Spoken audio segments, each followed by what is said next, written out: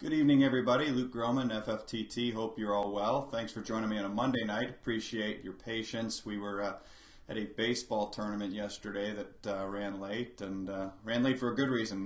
My son's team won the tournament, so that was kind of fun. So we didn't get home till late last night. So we're going to do the two things that grabbed us recently here tonight, and we're going to jump right in. The first thing, as you might imagine, or many of you might imagine, the EU announcing a channel to circumvent SWIFT and Iranian sanctions by the US. That system is now operational. This was supposed to take years. The US response was very quick, threatening the EU, which is interesting because in theory we're allies. It's interesting that the EU would do this because in theory we're allies. The bottom line is that it's a matter of national security for the EU to buy energy in their own currency before the United States has to print $100 trillion plus for entitlements, because if energy is only priced in dollars still, when we accelerate that process, the EU's energy bill is going to borderline hyperinflate. It will make their industrial sector, centered in Germany heavily, increasingly uncompetitive globally as their energy costs rise. And so I think it's really the crux of why the EU is doing this. And a big clue in that, there have been a number in recent years, but earlier this year, late last year, one of the biggest was the head of the European Commission, Juncker, saying the EU is the world's largest energy importer with an annual energy import bill averaging 300 billion euros in the last 5 years. Roughly 85% of this amount is paid in US dollars. And so you can do the math. Europe's current account is, call it negative to the tune of 85% times 300 billion off the fly here. I think that's about 255 billion euro. If they can price all of that in euro, then suddenly they get a positive swing to their current account to the tune of 255 billion euro, which can be redeployed into helping the banks, infrastructure, stimulus for the countries that are economically lagging. At any rate, it buys them a lot of room. And so I think that's really the important takeaway here. We're going to move on to number two. We didn't do this last week. We've kind of moved it to an every other week cadence. And so we did not touch about the yuan, the combination yuan dollar gold contract that was announced to be launched in the fourth quarter of this year by the CME. And this is one of the more odd announcements that I probably can recall in the 5 years that FFTT's been in business. And the reason we say odd is it's unclear to us why the CME, which is a US systemically important financial institution, holds that designation. So basically that's the nice way of saying they're too big to fail, and therefore backed by the government effectively.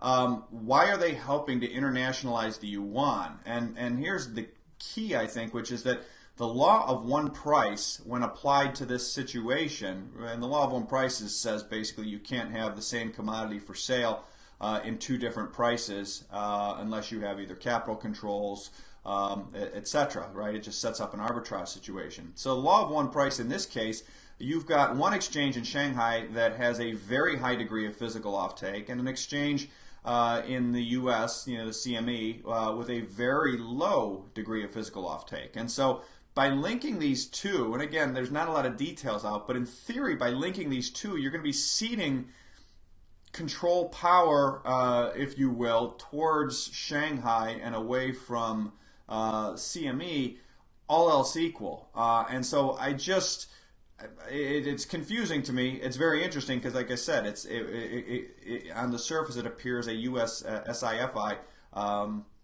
helping to internationalize the yuan through gold, which is what the PBOC has been saying. They want to use gold to help internationalize the yuan for years. So we'll watch that closely. So I'm going to jump into a few questions. Someone said, hey, does your instinct, from OD, does your instinct tell you something big happened at the G20 as far as any incoming evidence of changed positions?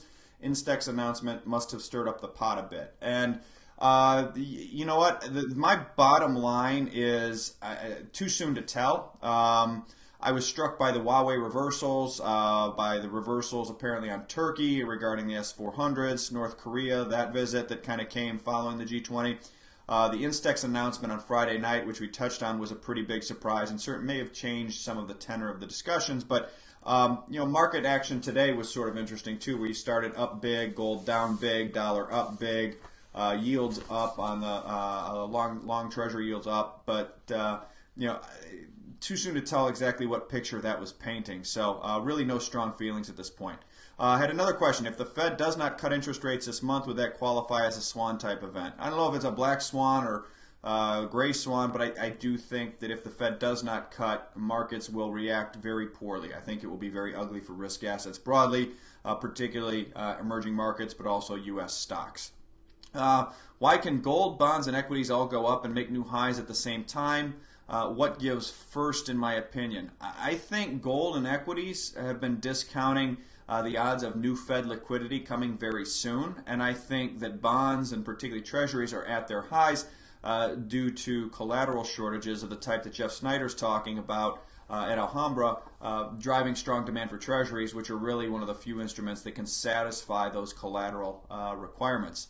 Interesting question here. It's sort of a little bit of a wonkish question, but I think a potentially important one if you have any interest in gold, which is, now this one's from AG, your expectation on renewal or lack of renewal of the Washington Gold Agreement.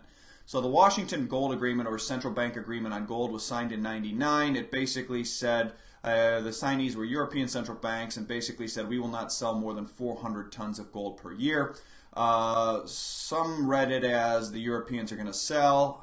The market reaction was, the Europeans are only going to sell 400 tons. They're not going to empty their gold vaults to cover the Americans' paper derivatives. That gold agreement was signed in '99 and renewed every 5 years per the agreement. So 04, 09, 14, it's due for renewal this year.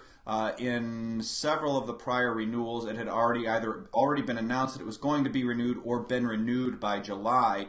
Nothing yet. What I will say is that earlier this year I was in a global money center city, and I was told that there were feelers being put out by the World Gold Council at that point, who was asking what happens if the Washington Agreement on Gold, or Central Bank Gold Agreement, was not renewed this year. And my take on that question is that if it's not being renewed, it's only not being renewed because it doesn't need to be renewed because nobody's selling anymore. And when I say nobody, central banks aren't selling gold anymore. There is a monetary historian I follow on Twitter by the name of Mortimer. You can, I think it's at Mortimer, and he has a theory, I think informed speculation, that there is a sort of non-public portion of the Washington Agreement on Gold. His speculation is that non-public portion says not only will they not sell more than 400 tons, but European central banks will not buy gold in the open markets. That will be interesting to see if we don't get a renewal, because if they start openly buying in the markets, that could certainly impact a number of different things. So we'll see. So that's my thoughts on that. Last question here. What did you think about FOFOA's interview in the In Gold We Trust report? I've not fully read it yet. It's on my reading list. I think FOFOA is very bright.